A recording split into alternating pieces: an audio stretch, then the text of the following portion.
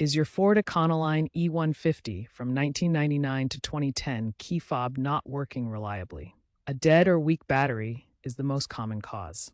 Replacing it yourself is a quick and easy DIY fix, saving you time and money compared to dealership service.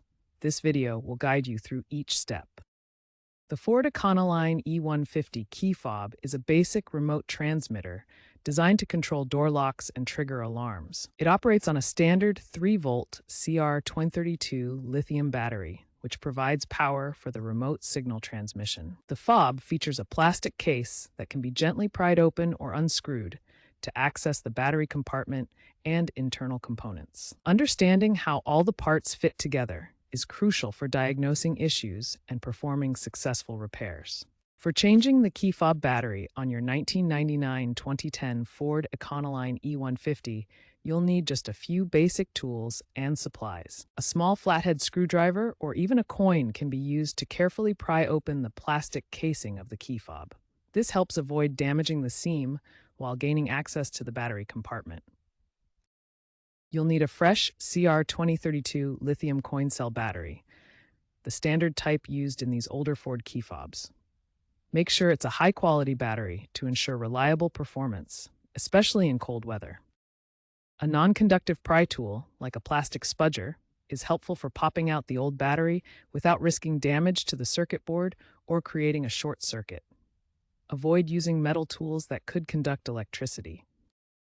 The first step in changing your key fob battery is opening the fob case. Look for a visible seam or small notch along the edge of the fob where the two halves meet.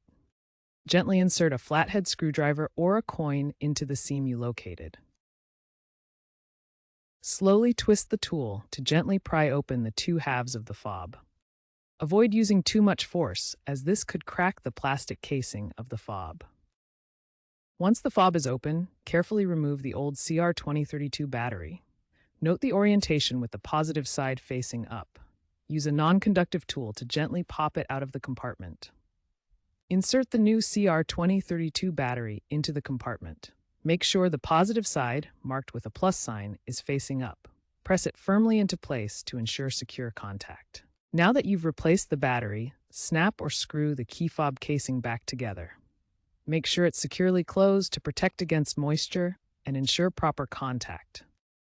Test the remote by pressing the lock and unlock buttons from a short distance, about 10 to 20 feet away.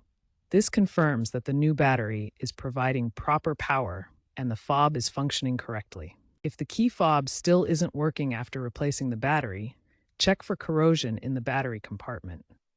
Corrosion can prevent proper electrical contact and cause the fob to fail. To clean corrosion, use a cotton swab dipped in isopropyl alcohol.